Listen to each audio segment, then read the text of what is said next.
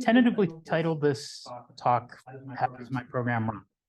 Okay, I was kind of hoping to appeal to a lot of students to get you out. And now, as you probably read in the abstract of my talk, I am sort of advertising for people who might be interested to take my compilers course, and along the way, I'm hoping you'll see some of the interesting aspects of it. But I know a lot of you, there are other things you are going to focus on, so I understand that many of you may choose not to. And nevertheless, I kind of feel like you should at least have one lecture, one talk on how do you go from a high-level language to an executable piece of code, and what does the computer actually do to make that happen. So I'm going to try to give you sort of, in a nutshell, the basics of how a compiler actually occurs. So first off, I have to define what I'm meaning by a program, because oftentimes when we're talking about the notion of a program, we're talking about a suite of programs, or more properly, executables that do different things. So oftentimes a suite comes with a monitoring process. So if you've ever looked up and say, what tasks are currently running on my computer, you get this long list of things and you're like, seriously? All of that's running? Well, a lot of those are daemons. They're processes that sit around and they monitor a port. So you have a printer daemon. And the printer daemon is a little tiny program that's basically saying, okay, has anybody sent anything to the printer? No. Anybody? No. Anybody? Until somebody actually sends something to the printer, which might be a long time. So that's a process, though, that has to run in the background, because when somebody actually sends something to a printer, it wakes up the driver, which translates, and it wakes up the printer. So there's all these other pieces of code that are running around. Now, managing all of those and figuring out who's going to get access to the resources, how much time does each of these things get, that is properly the work of the operating system. And that is something that we do require you to take. Okay, many of you are going to take networks. So networking is a very key aspect of programming. Obviously, you know, so many things are so interconnected that networks are a critical component of just about everything we do. And security obviously is becoming more and more of an issue. So that's kind of the reason we require that course. Those are all what are considered to be systems courses. And another of those is compilers. So I'm going to try to fit it into how it works. And, you know, systems also includes things like databases. So I'm not going to talk about any of those things. I do teach some of those courses, and I will also be teaching machine learning in the spring if you're interested. But a program is generally, when I'm talking about it, I'm talking about an executable. So you wrote a particular piece of code. Okay, and that piece of code may consist of lots and lots of things. So you and a group of other people may have written a piece of code, and that code gets turned into an executable. Okay, now you've all, well, not all of you, some of you, if you're starting out, may not have taken the course where you learn assembly language, but hopefully you've seen a little bit of what machine language looks like, and it's very low level. Then we have these high level languages that go into those low level languages. So the big question I would like to sort of answer for you is, how do we go from here to there? By the way, if anybody's trying to chat me, I'm not going to notice it. So if anybody else is monitoring, if you get a chat question. Okay, so what do I mean by an executable? So it's a coherent set of code in generally machine or sometimes intermediate form. The most common example of the intermediate form one is Java produces something called bytecode.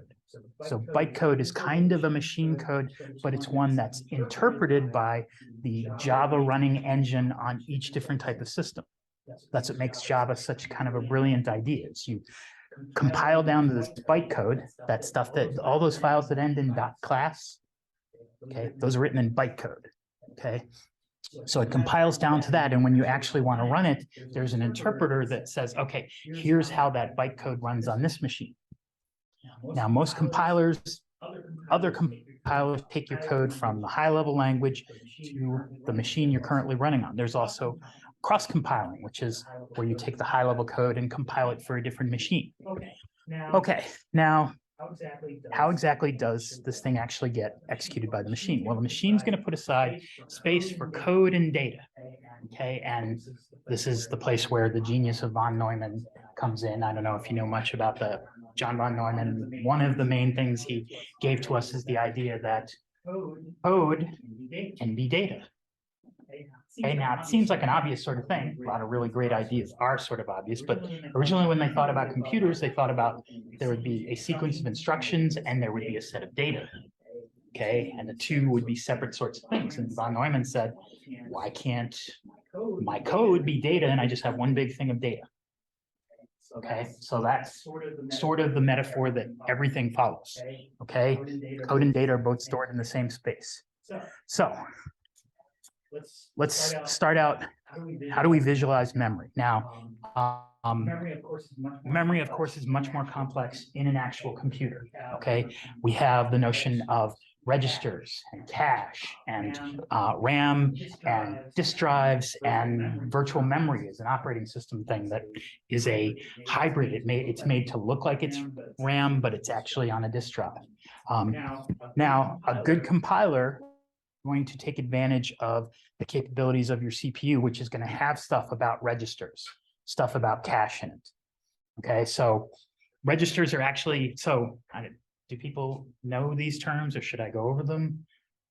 Okay, so the basic idea is the registers are closest to where the processing has happened. Your level 1 cache is next closest. Your level 2 cache is next closest after that.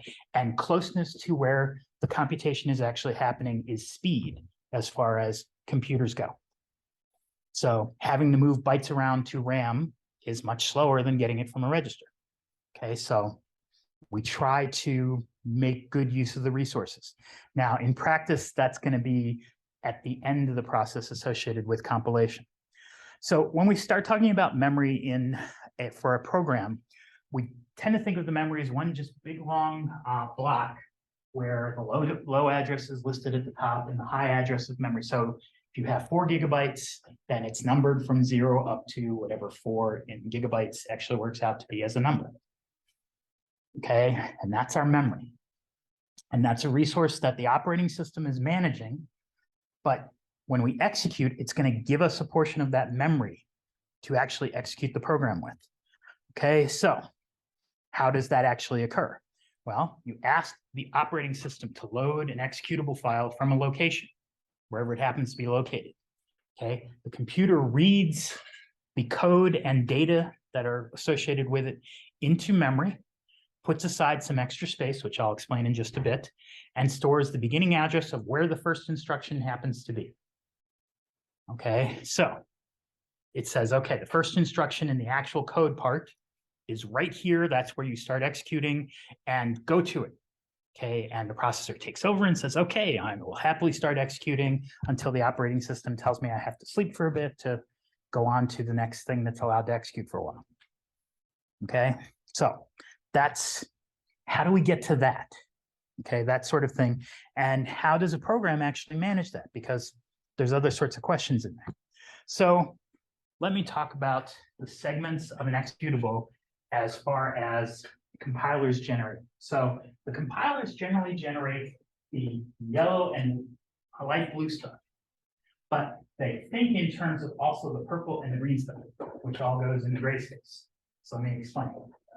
The yellow stuff is the machine instructions that actually are going to be used to execute your code. Okay, most languages that we talk about, C, C++, Java, Python, all of these things are what are called imperative languages. And all that means is that we have a high-level command that's pretty close to a sequence of low-level commands. Okay, there are languages that are not. Prolog is a famous example. Prolog programming is completely unlike anything you've likely seen before. It's kind of a hoot, don't get me wrong. By the way, while machine learning is my main focus of my research, to be honest, compilers is the thing I probably geek out the most about, as anybody who's taken my class can probably tell you.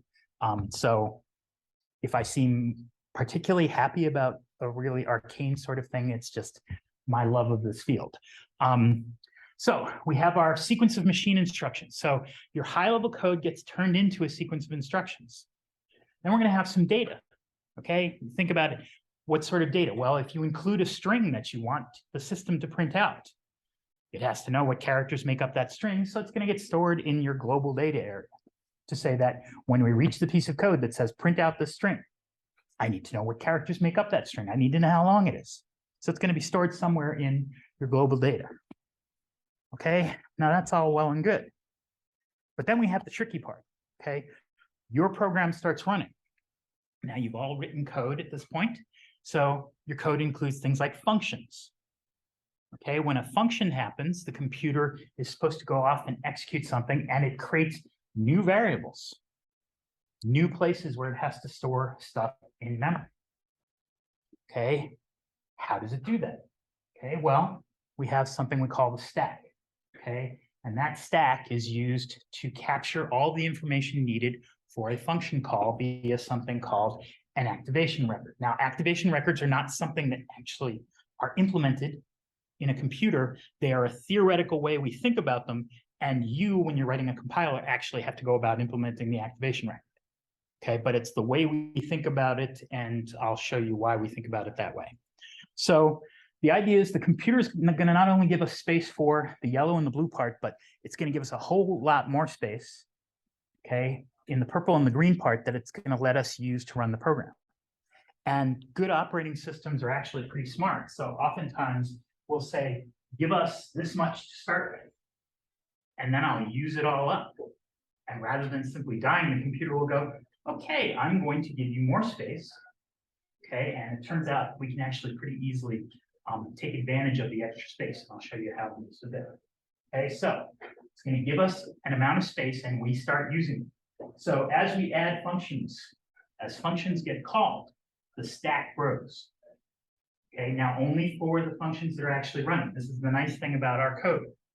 You know, when a function stops running, you don't need to keep track of what's going on in its memory because it's not active. Okay, but you do have the problem that you can have recursive functions. So a function R1, which is a recursive function that calls itself, could be running 1,000 times. So I have to have one activation record for every single one of the versions of it that is currently running, which is why recursion can run you out of memory. Because every one of those activation records takes up a certain amount of space, and if you make enough of them, yes, you will eventually run your computer out of memory because it doesn't have anything. Okay, now, why do we need the green stuff? Okay, well, there's another thing that you often do. Okay, now in Java, you may not always realize you're doing it. In C++, you're forced to realize that you're doing it, and that is dynamically allocating space. Now, what does this have to do with? Anytime you say, give me a new array or a new member of this class or a new whatever, okay, you are saying, I'm taking charge of keeping track of this piece of information, and you shouldn't get rid of it until I tell you to, because I may pass it back as the result of a function. Okay, I may tuck it someplace that's global. So this piece of memory, I'm taking charge of. Okay, it doesn't end necessarily when my function comes to an end. And that's a problem, of course, because if it doesn't, then when does the computer know to get rid of it? Well, you're supposed to tell it. Okay, how does it keep track of all that? It has another portion we call heap. Okay, and heaps are done in different ways. Again, it's something that your code actually has to decide how it's going to do. One common way to do it is you put, okay, I'm going to have 100 meg. That would be a lot, but I'm going to have a big heap slice. Now, the first time you come along and ask for something, I'm going to split it in half and say, okay, can you just fit the amount of memory you've asked for in half of it? No. Okay, we'll split that half in half and then split that half in half. The idea is we create these pairs that eventually, if they get empty, they're not being in use, you can combine them back into bigger pieces. But we want to give you just enough memory to let you put the stuff in there, but we want to be able to recombine them efficiently later on. So that's one mechanism people use. Now, how does the system account for a couple of key things? One is, as I mentioned, you may get more space.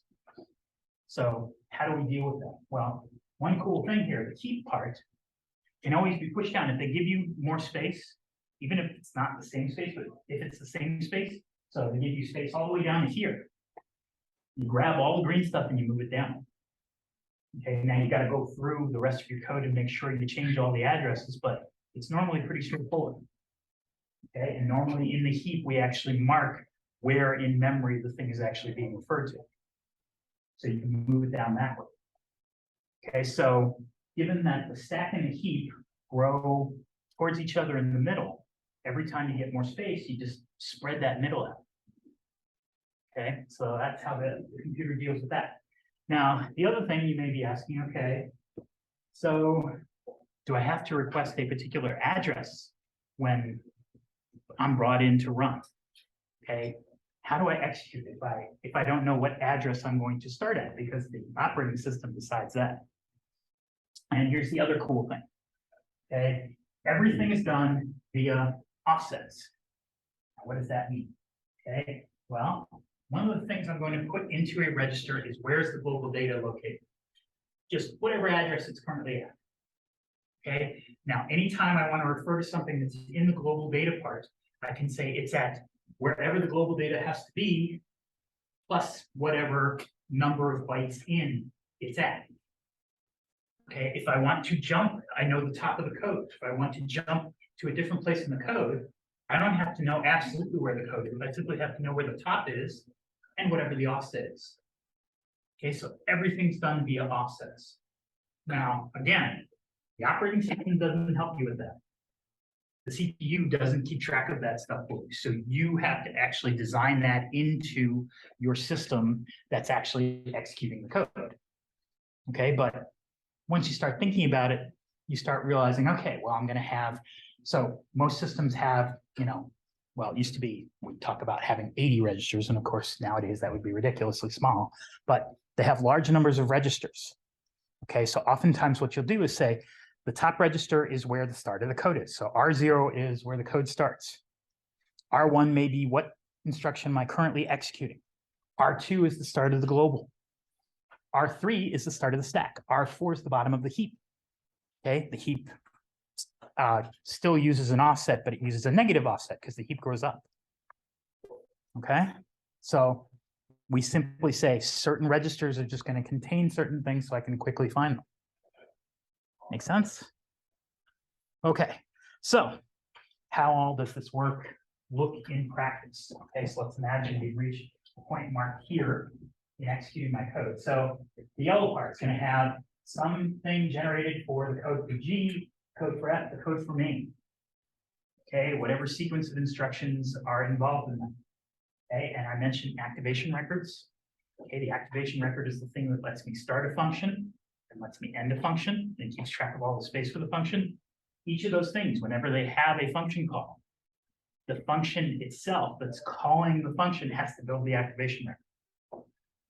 Okay, and when the function comes to an end, the function has to deconstruct its own activation record. Okay, so we're going to have the code for G, the code for F, the code for main. We will have space set aside for that variable Z, which I believe I'm using Java syntax here, but whatever language you're talking about. So it's got enough space to hold hello.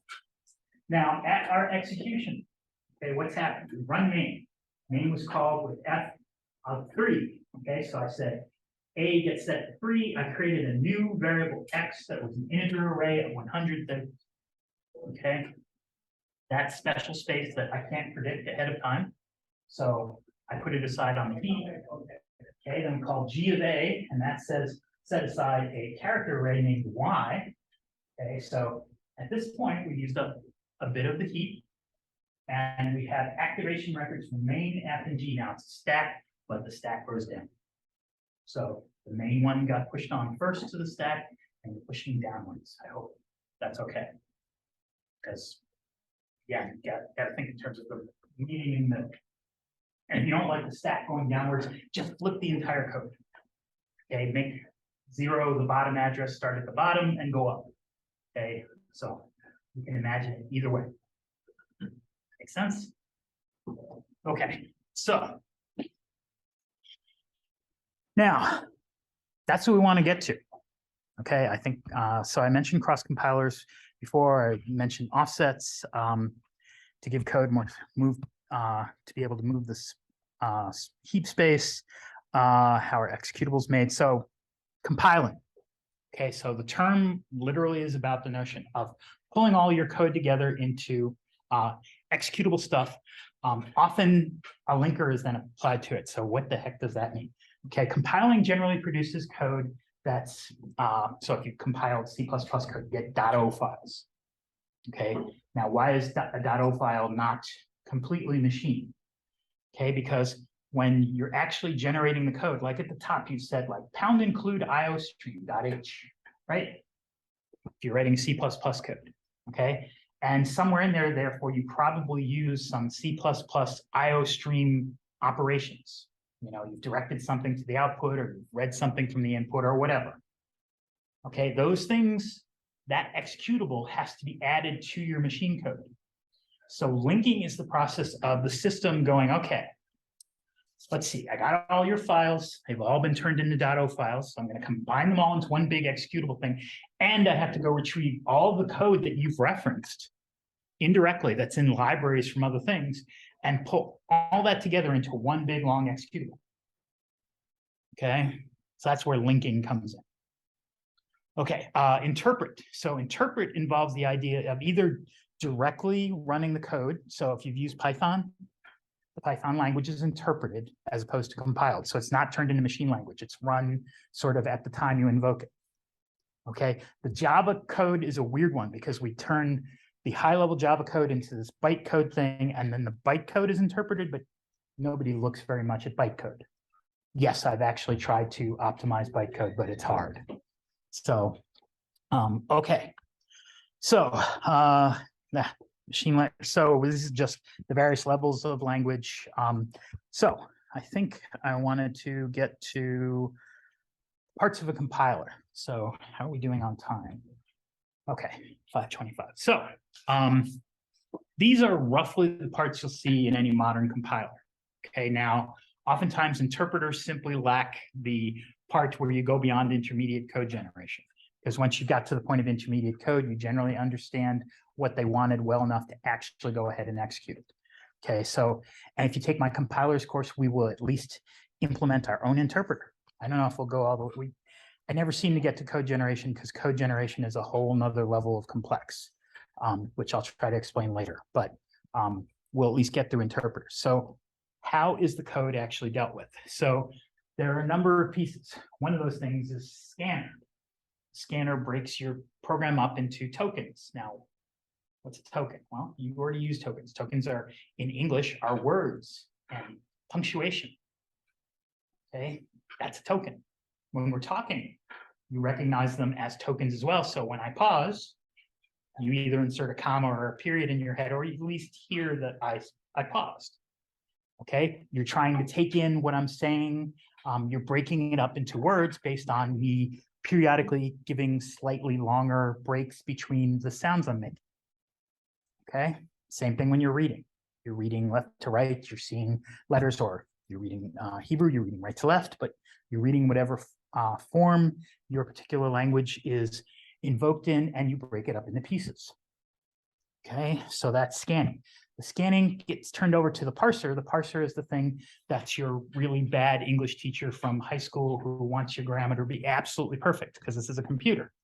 We do not like ambiguity. In English, we love ambiguity. Most of our poetry seems to be based on ambiguity, okay? But obviously, you're all computer people, ambiguity bad. So we get rid of all the ambiguity. We then do semantic analysis. So this is stuff where you start making use of, is there a question? No, okay. So semantic analysis involves trying to now hook things together. So you've declared this function. Does the function make sense? Is it called correctly? Okay, so sorts of things that go from there. And then we get intermediate code generation. Now, why do people generate intermediate code? Why not just go to machine code? Because most of the time, it's fairly easy to generate code in some sort of intermediate language that's very simple, very close to an assembly language. And then we do what's called optimization on it. Now, oftentimes, you do multiple levels of optimization on it. So the idea is you take that code and you look at it and say, well, as you generated it, your code was kind of redundant. So I'm going to go through and I'm going to combine pieces of it together so you have fewer instructions, so it hopefully executes faster. So the intermediate code gives you something you can then work on to really adapt it for your particular system, and then you have the actual code generation process. So let's talk about each of those pieces in a little more detail. So the scanner, also called the Lexer. Okay, and by the way, all of these are tools that, so funny thing about all of these courses, other than my machine learning courses, despite the fact that I haven't taught compilers to that many people over the years, this is the course that I'm most often contacted about later to say, I really use that stuff. And it's not that these people are working in compilers, it's that they're using a little piece of it in something else. So scanning and parsing are things that are useful no matter whether or not you want to do a compiler or not. If you just want to understand and build yourself a small language, I can show you how to do that.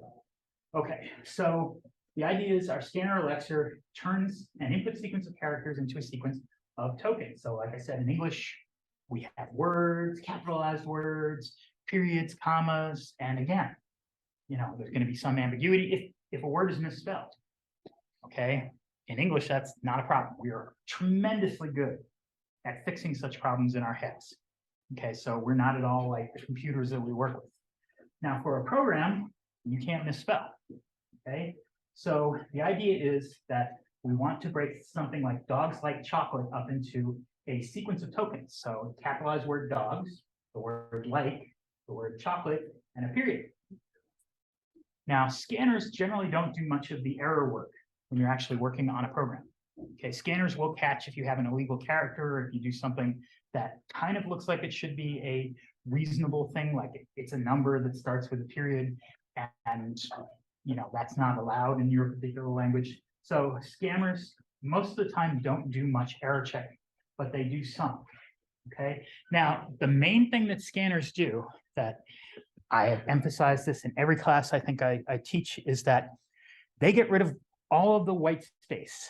Now, what does that mean? That means that if you move your code, if you hit return and put the start of the code on the next line, it doesn't care. Okay, you could have your code simply separated by spaces. I think I've mentioned, hopefully to many of you, but if not all of you yet, there's something called the obfuscated C contest. And I still think they run it. And the idea is to create a piece of code that does something meaningful that looks like it's random characters. Or one of my favorites was somebody who wrote a code for generating mazes where the code itself made a maze. Okay, there was a Tetris program that I've seen. It's just 5 lines of code counted on a particular library that I'm not even sure exists in C anymore. So it's, I don't know, you can find it anymore, but it's a contest where you try to do code that looks like it shouldn't be code. And this is because compilers don't care. Okay, the compiler breaks things up into tokens and it ignores all of that white space. So why do we even have it? The white space is for the humans. Okay, compilers also toss your comments. What are the comments for? Comments are for the humans. Okay, I hopefully said this to some of you who've taken software engineering from me. A lot of what we do is to be able to interact with other people who are going to be working with or on our code. Okay, the scanners get rid of all of that. That's not how your compiler sees it at all. Okay, you could have a page-long comment, and as far as the compiler is concerned is, oh, this is crap I don't need. Boom, toss it. Okay? So we take a program, turn it into a sequence of tokens. So this particular little sample of code becomes reserved word in. Reserved word is some word that's got a predefined meaning, okay, as opposed to an identifier, which is something that maybe doesn't have a predefined meaning. Main is kind of an interesting case because main is sort of a reserved word. A left parenthesis, a right parenthesis, a left curly brace, reserved word int, and equals, or an assignment, depending on the integer 0, semicolon, the identifier C out, and so on. Okay, this is what the compiler gets to its parser. Okay, so the scanner simply breaks it down and turns it into these pieces. And those of you who've taken the theory course, regular expressions are generally how scanners and Lexers are done. So if you take my compilers course, I'm going to talk to you about regular expressions, but not at all from the theoretical point of view. I'm going to give you the how do we practically use them to do something. Okay, so I'm literally going to be at the opposite end of the spectrum. I'm not going to talk about the theory at all because you get plenty of that in other classes. Okay, so that leads us to parsers. Now, most programming language parsers are done in what are called context-free grammars, which hopefully, if you've taken the theory courses, you've also heard about. So what exactly does that mean? Periodically, the people who define how a language works get together and they agree on a grammar for the language. And the grammar simply says, here are legal sentences that can be used to make up a program. Okay, so this is the legal sentences and it's done via a context-free grammar in most cases. Okay, there are some context-sensitive grammar languages out there. They are very hard to parse. Okay, you actually have to do parsing where you have to sometimes backtrack multiple times in order to get the right parse. Okay, English is a language that has some ambiguous possible parses. It's not context-free. Okay, so programming language people hate languages that have context, or the programming language people, the people who want the languages. See, it's always one of these, you know, the programming language people want the language to be as simple and as straightforward as possible. And of course, the people wanting to use the language want it to have as many cool features as they can get. So you get these group get-togethers of people who are deciding about languages always end up wrangling back and forth on, should we add this? Should we not add this? Wouldn't this be great if it had this? But then, yes, that complicates this, this, and this. So you get people going back and forth. But the idea is, at the end of the parsing process, we've taken this sequence of tokens and we fit it to the grammar. And the idea is the grammar will tell us things like, you can have a legal statement that consists of an identifier followed by an assignment symbol, followed by an expression on the right, followed by a semicolon to indicate the end of the statement. Okay, and then the expressions are subdivided, so that's something that's fine to say. An expression could be any of these operators applied to a particular argument, or it could be a constant, it could be an identifier. So operations, expressions are normally very, very complex things. Okay, but it parses it into what's called an abstract syntax tree. The abstract syntax tree is supposed to represent the structure of what you gave it in a way that's really easy to work with. Okay, so it says we have an assignment statement applied to A and the expression A times 5. Okay, I can work with that. That's really easy to now start thinking about generating code for. Okay, so parsing is where a lot of errors are caught. Okay, and the parsing errors are the ones where if you're using an IDE and the thing puts up a little red thing indicating there's a problem. This is because what you have is not grammatically correct as far as it's concerned. So think it's your English teacher whacking you to say, oh, I guess English teachers don't do that anymore, but I'm old enough to sort of remember that. So, you know, your English teacher saying, you know, no, that's not correct grammar. So if I say A equals times 5, what does that mean? Okay, it doesn't have any sort of grammatical sentence that makes sense for it. So where do you get the error? So this is one of the first things that hopefully give you a little insight. A parser works by matching the tokens to pieces at a time. And what it's trying to do is trying to say, okay, for all the possible sentences you could be making, okay, what would be the next logical symbol? And oftentimes the next logical symbol says, okay, I thought you were maybe doing this or this or this, and the next logical symbol you gave me eliminated these two, so now I'm down to this one. But along the way, it has, okay, here's the set of possible symbols you could give me next. What could be the next token? And if you provide a token that doesn't fit, it's going to give you an error. And where does it recognize that error? At the first time, so here, probably do it at times, because that's the first place where you provided a token that didn't make any sense. Okay, why do you get the error at the next line if you forget to put in the semicolon? Because up to then, it was a perfectly reasonable legal statement. Okay, and remember, I said white space is discarded. So you could have written a perfectly legal logical statement, put in a comma in between, or a comment in between, several lines, and then finally put in your semicolon, and that's still legal. Tyler doesn't care. Okay, so you don't get the error until it actually sees a symbol that doesn't make any sense. Please have pizza. I will just keep talking.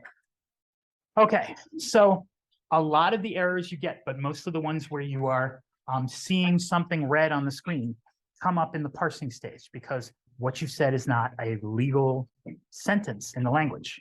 And again, I'm not going to be bothered if people come up and get pizza, so please.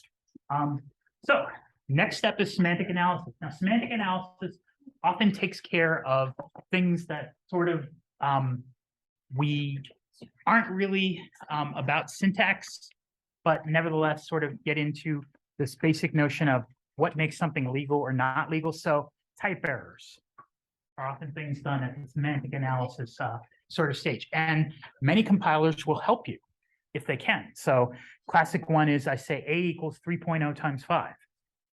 Now, in most systems, if you're going to multiply, it'll have a multiply that can be applied to two floating point numbers. It'll have a multiply that can be applied to integers, but it doesn't have one that can mix the two. Sorry, go ahead and grab pizza. I tried. So when the system recognizes that you're trying to do a multiply of things that don't make sense, okay, a floating point number times an integer, it's going to say, well, I can make that make sense by converting the integer up to a double for you. Okay, so the computer may add things to your system to actually make your code correct. Now, there's other things that are caught in the semantic analysis stage. So a common one is the static semantic errors. So what exactly are static semantic errors? So these are cases where you do things like you declare a variable and then you declare a variable with the same name again. Okay, now that's not, often the code is syntactically correct, it fits the grammar, but there's a rule that says you can't have two variables declared. One, D is a double and D is now an int. That's not legal, okay, but that's caught later. Undeclared variables. If you have a language that has the notion of undeclared variables, in Python, you can get away with not bothering to declare variables. This is caught at that point. Functions called with the wrong number of arguments. Okay, type mismatches. So I've got a character variable and I say I want to store 4.0 there. Okay, that's a problem. So these are things that are caught in your semantic analysis. Okay, so, and I just listed the static semantic errors. I'm going to skip over that. Okay, now the last set of errors that your system may run into are things that most compilers don't really have great mechanisms for dealing with. These are the semantic errors. Okay, so it's possible to detect some of them at compile time. Yeah. Oh. Yeah. If the semantic analyzer is automatically built into the language, or if you can swap out a different analyzer. That depends on the compiler you're using, but most, so like Java, you know, there's one semantic analyzer that's implemented for the JDK stuff. But when the two Javas split, you know, so now there's an open source Java and there's Oracle's Java.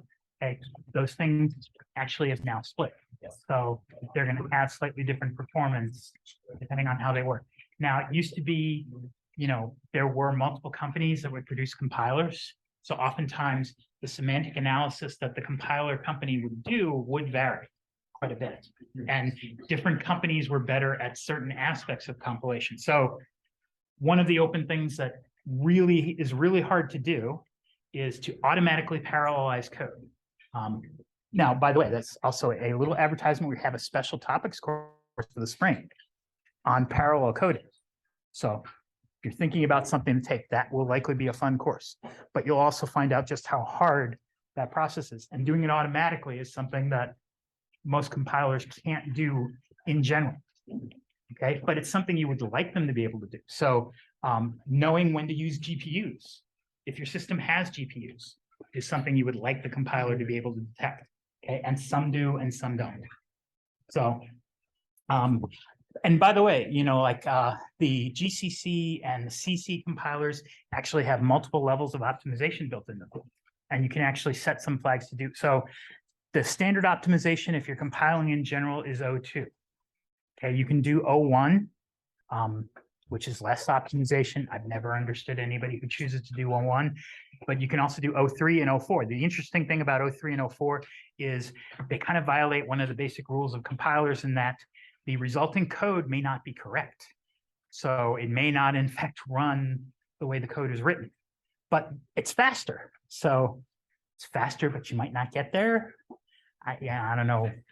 Most of the time it doesn't make much of a difference, but just something to keep in mind. Yes, there are variations on these things. Okay, and talked about logical errors. So I just want to keep going through the various pieces of the compiler because I would like to get into some of the details on activation records at least. So what's the intermediate code generator? So by the time we have this abstract syntax tree that we've gone through and confirmed to ourselves that, hey, this abstract syntax tree doesn't violate any of the other rules of the language, what are we going to do? Well, now we're going to start thinking about generating machine code. And oftentimes, what we do is we generate a standard machine code. Okay, there's actually a compiler project out there that basically has a standard intermediate 3-address code system built into it. So all computer compilers generate the same set of code. Why is that? Because you can then write an optimizer for whatever code is produced by any of these compilers. Okay, so this has become a very popular sort of thing to do. So the idea is you turn it into some sort of code that can be easily translated into machine code. Now, you've all written code that has long expressions that involve this plus this times this plus that minus this plus that, and throw in a couple more kitchen sink stuff and a function call. Now, how do you turn that into machine code? Well, you look at it and you say, okay, take it and break it up into pieces. So one of the common ones is 3-address code. What is 3-address code? You can't have any operation involve more than 3 operators. Okay, so I might take this particular piece of code and say, okay, turn the 60 and put it into a temp. Make temp2 be rate times temp1, make temp3 initial plus temp2, and then set A equal to temp3. Now, it's not the most efficient way to do that. This is where optimizers come in. But this will solve this code, and none of those things involves more than 3 operands. Okay, so generally what you do is you have a standard way of doing each of these things, and you simply use that standard way to convert something. Now, where does temp come in? Okay, and this is where compilers can be quite effective. You have, like I mentioned, some fixed number of registers. Okay, most of the time the system will look and say, am I currently using all of the registers? If not, put that information into a register. Okay, if I am using all the registers, then I'm going to have to put it into one of the caches or further away. So you'll have an internal system that will figure out how many registers is your code currently using, and if it's not using one, put something into that register. Okay, now we leave it as temp because we're going to optimize it first, and then we'll make the decisions about the registers. Okay, so the actually laying it out into memory is something that's not going to happen until we're doing the final sections of actual code generation. Does this make sense? You've all, or I'm hoping many of you have seen machine language, so kind of remember that it's limited in what it can do, right? Okay, so what's an optimizer do? So an optimizer takes that stuff that you've done and says, okay, that's great, but you know, you did sort of the basic way that's guaranteed to be correct, but it's not the fastest way to do this. How about we do some fixes here? So I'm going to say, well, I turned this into a constant. Couldn't I just put the constant in here in place of temp1? I only use the constant in that one place. Okay, so let's say I have rate times 60. And then I notice I'm going to take temp3 and I'm going to calculate it, and then I'm going to move it right into A. Can I get rid of that step? So I can take out those 2 statements and I still have something that's legally the same thing. Okay, but has fewer steps to it. Now, oftentimes optimizers do exactly that. They do little things, but weirdly enough, when you do enough of these little things, they often end up compacting your code down quite a bit. Okay, so the code, we do things that are guaranteed to keep the code correct. Well, okay, not if you're using the 04 or 03 optimizers, but you do things that mostly guarantee the code to be correct and try to minimize the size of the code or maximize the speed of the code. Okay, so then finally you have the code generator, so that generates the object code. So that's the thing that's going to keep track of what registers am I using. Okay, how do I manage this to use, hopefully just have all of your code, all of the variables appear in registers? That would be best. Can't always achieve that. Sometimes you have so many intermediate things that you're calculating, you can't get away with that. Okay, so those are the steps. Now, got back to memory layout. Just remember code and other space. So I want to talk about the notion of activation records. So why are activation records so important? Well, you remember a lot of your code is about running functions. Okay, in order to run a function, you need this notion of an activation record. Now, are activation records something that exists on your CPU? No. Does the operating system do activation records for you? No. Okay, so how does an activation record happen? Well, it's a theoretical construct that we use as a way of thinking about our code. Okay, so you create an activation record as you're compiling the code. Okay, you literally go through the process when you're about to do a function call, you construct the activation record to make that function call happen. So where does an activation record actually happen? Okay, when I'm about to invoke a function call, the computer says, oh, I need to build an activation record. Okay, or you, the compiler, say, I have to build an activation record. So I have to put aside space and tell the computer I'm going to need some more space on the stack and have it put certain things aside. Okay, now what sort of stuff you have to put aside on the activation record? Well, space for the parameters. Okay, space for locals. And that's tricky in and of itself because think about it, the size of your locals can vary as your code is running. Okay, because anything that's declared inside a set of curly braces is local to those curly braces. If you have a whole bunch of different local variables within a larger function, you don't want to set aside space for all the ones in this one when the later one's going on because they can't possibly still exist at that point. Does that make sense? Okay, so we have parameters, we have things like the location where we were called from, because when the function comes to an end, that's where we got to go back to. We got to go to the next instruction after that.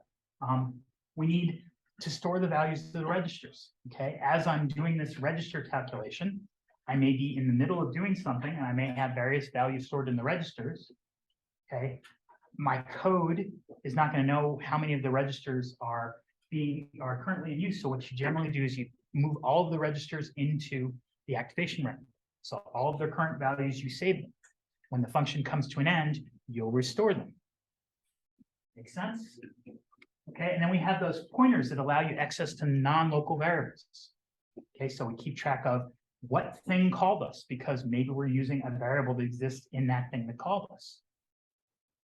Okay, so we push onto the stack all of these things.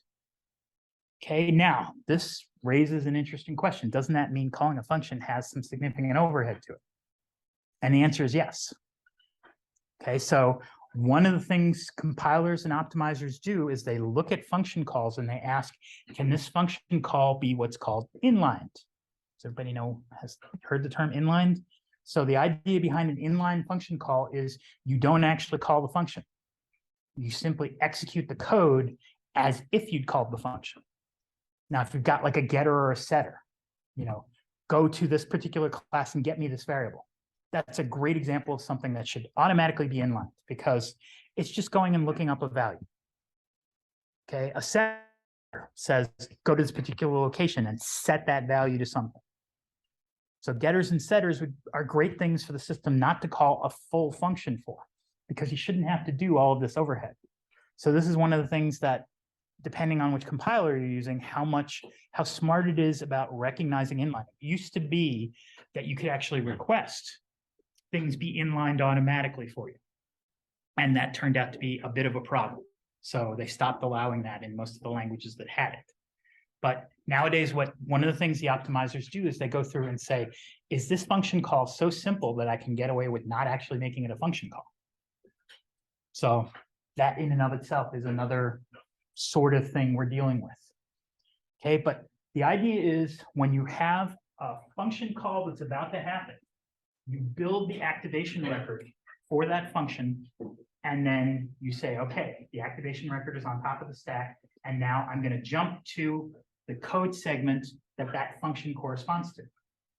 And the great thing is the function knows it has its parameters set up. It knows it has space for its local variables. It's going to have space for a return value if there's going to be one.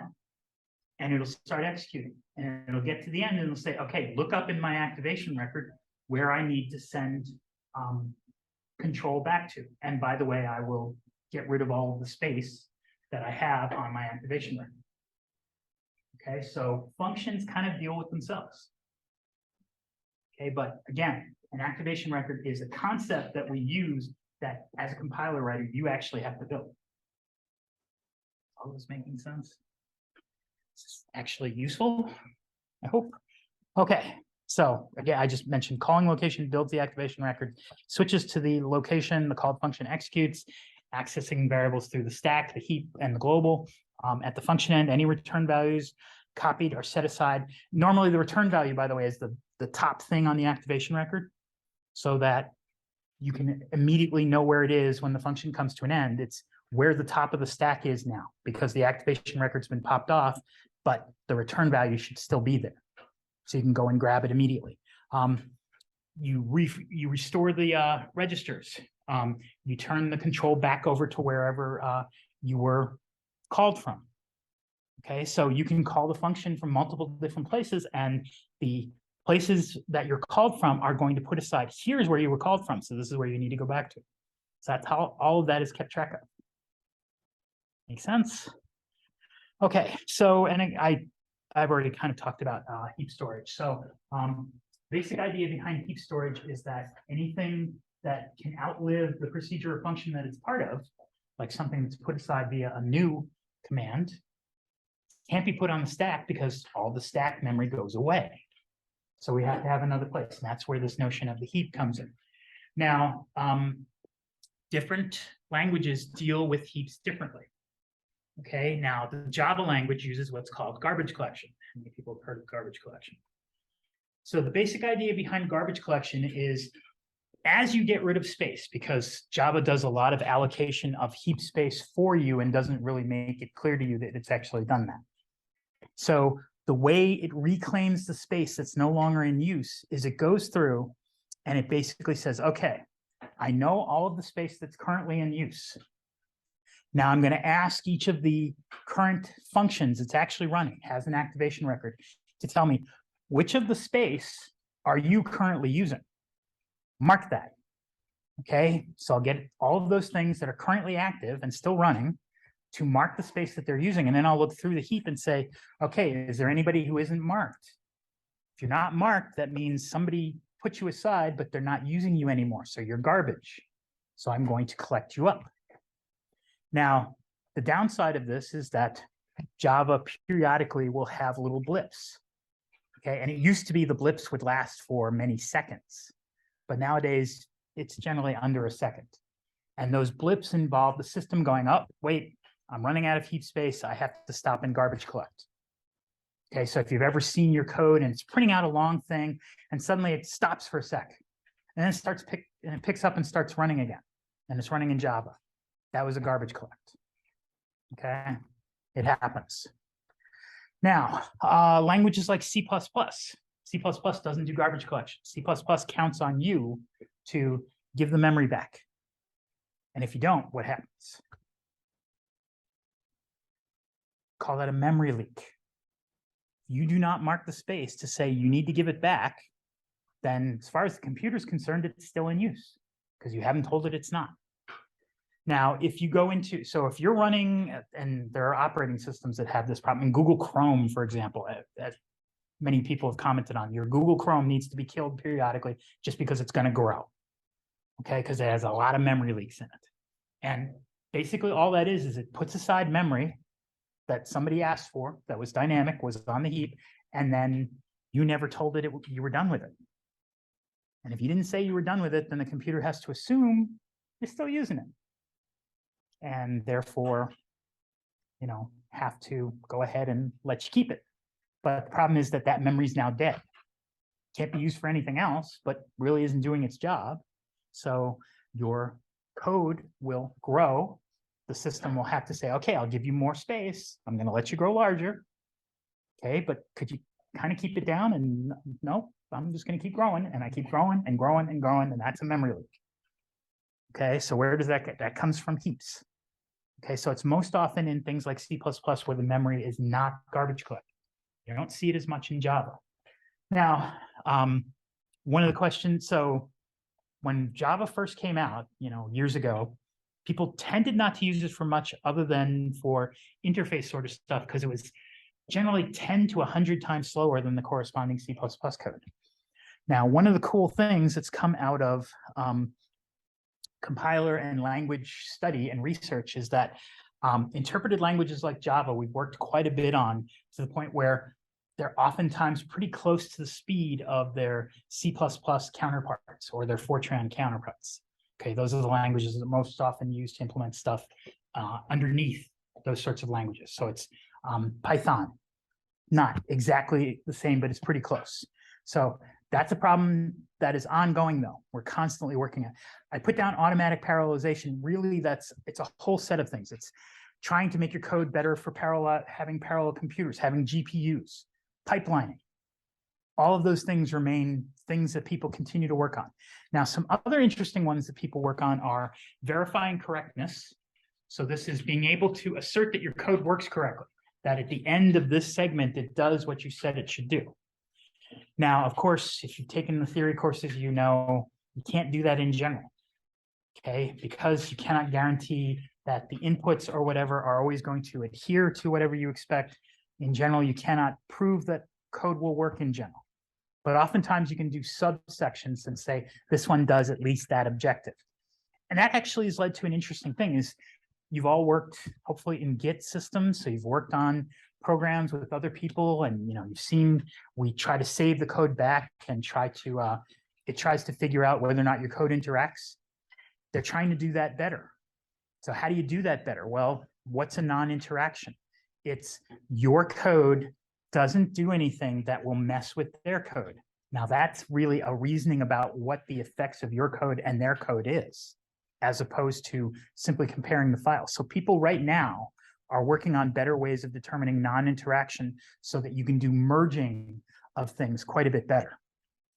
I should also mention, by the way, for those of you who wonder, why do we teach C++? Okay, Java, I mean, it's got garbage collection, isn't it so much easier to use? The answer is, by and large, yes. Okay, why don't we do Python? Yeah, it's also easier to use. But the people who write did you want to? Oh, why don't we teach JavaScript?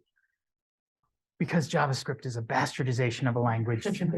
As a language person, and we talked about it. We're actually probably going to move from C++ to Java, by the way. So we're in talks.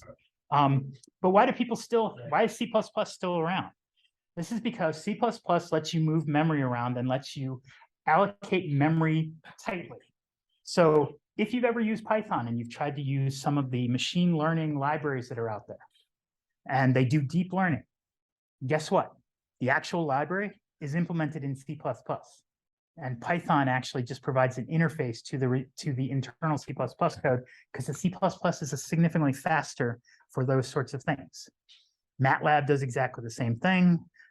Java, some things are actually implemented in C++ to make the vector stuff go faster. Yes? Oh, okay, sorry. So anyway, this is where I wanted to stop. So if we're over time, if you need to leave, you're welcome to leave. So any questions? Okay, yes.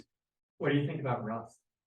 I like Rust, but I'm a language geek. I mean, the number of languages that I've programmed in is, so I've done Ops 5, I've done Ops 87, I've done Fortran 77 and Fortran 90, and I actually like Fortran for some things. I've done COBOL, I've done Ada, I've done BASIC, I've done Pascal, all the, but I've programmed in Prolog, and I helped write a compiler in Prolog. So Prolog is fun, but not at all like any other language.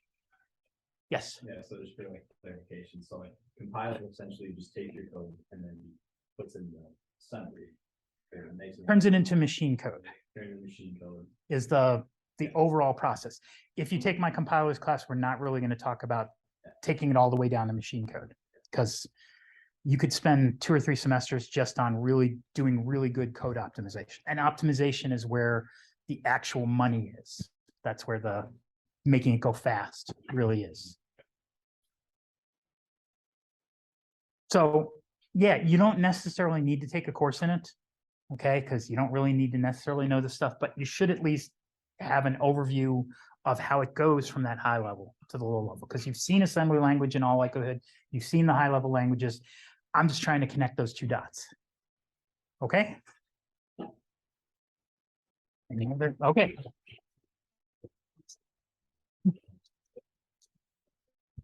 And yes, if you want to take compilers, I am this geeked out about that subject. And the same thing with machine learning, to be honest, because I like stats too. So, okay.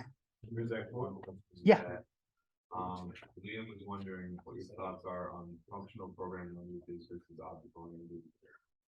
I love both.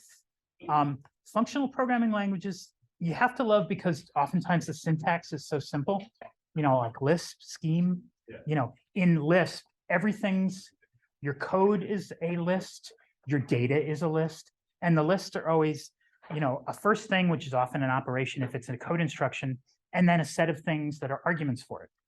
So you got to love the simplicity of that grammar. But, I wrote Lisp quite a bit at one point, and you end up with these pieces of code that have 7 closing parentheses. So you spend a lot of time trying to figure out where the closing IDEs make it better. But so the languages often are harder for people to sort of connect to machine language. So I like both, but so the language that machine or compiler geeks seem to love the most is something called Standard ML of New Jersey, which is the variant that people seem to like best. So it's a strongly typed language that doesn't use any typing. So you can infer all of the typing from the statements themselves, which is so cool. But nobody else seems to have adopted it other than those people who theoretically love it. So there are compilers out there for it, but I don't know anybody who writes code in standard ML. I would love to, but nobody's ever asked me to. So any other questions? Yes. Is there any difference between, say, a compiler and an assembler? So assemblers tend to be the things we use for the linking process. So assemblers are often assuming that it's in something that's pretty close to machine language, and you're simply doing the process of resolving, okay, I said invoke this particular piece of code. I know from a header file that it's going to be in some other part of the program. Now I have to actually resolve, okay, I'm going to invoke this function, which is going to jump me to this location in the resulting code. And so you fit together all of those things that are generally left as final details before you generate the actual machine code. So that's what assemblers tend to do. Some linking systems are based on assemblers, basically. Depends on the linking process, though. So different things do it different ways. Anything else? Oh, sorry. All right, thank you so much. Yep.